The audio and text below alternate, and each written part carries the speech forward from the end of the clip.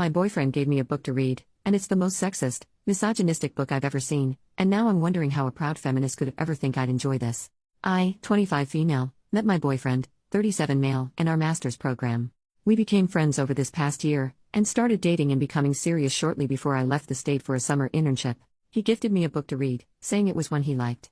It's A Spell for Chameleon by Piers Anthony, a fantasy novel written several decades ago. I knew nothing about it prior, and began laughing at it 2 pages in because of how ridiculous the writing was, especially about women.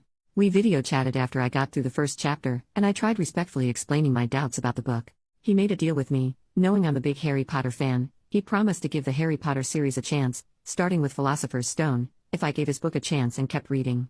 This rocked my world, and I had a sudden burst of motivation. I'm on chapter 3, and I cannot stand this book. It is one of the most sexist and misogynistic texts I have ever had to read, and it honestly makes me feel like crap. Not to mention it's just poorly written all around, painfully spoon-feeding obvious symbolism, and excessively throwing in fantasy creatures and concepts that do nothing for the plot. The protagonist is a complete dillhole that I could not care less about, and as a reader, I don't want to follow him or anything in the fantasy world of Xanth. But of course, flat out telling my boyfriend those thoughts about a book he enjoys would be hurtful, and he has every right to have different preferences. I am shocked that he would recommend such a book to me though. He is a respectful and educated man, treating me very well, and identifying as a proud feminist.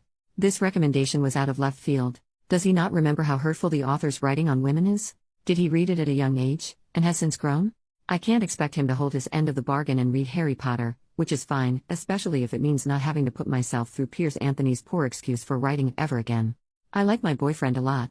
How do I respectfully tell him why I cannot invest in this book anymore?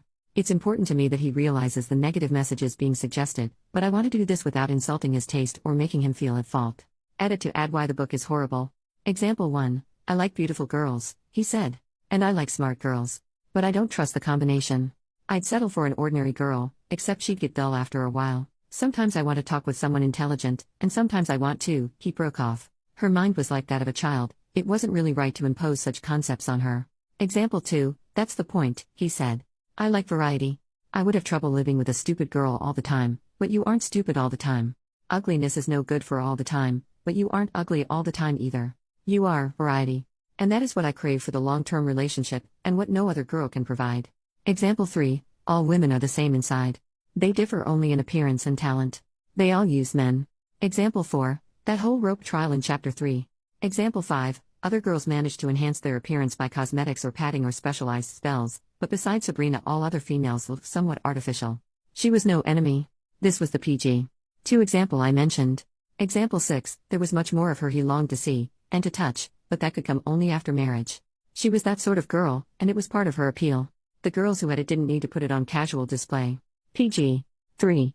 Update 3 days later. I went through every comment, and took them all into consideration. Thank you all for your thoughts. We video chatted the other night, and the topic came up. I started by saying I liked him a lot and really do appreciate how much he's willing to share with me. He caught on to where I was going with this, and started laughing. Then I started laughing.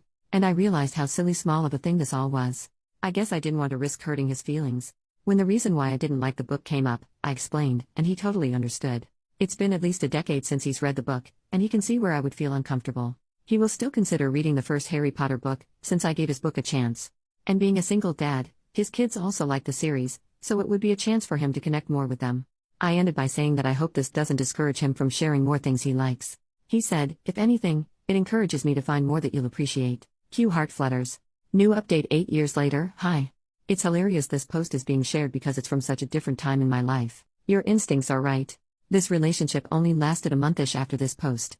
I took an opportunity to live and study abroad for a few months, and it was clear that he didn't want anything that deep, dodged any conversation that required vulnerability, didn't like that I wasn't always 100% perky, etc. I also had a rough breakup before this, and wasn't making the best judgment calls when it came to dating. I could have caught a few more things about him that give similar concerns now as this book recommendation then.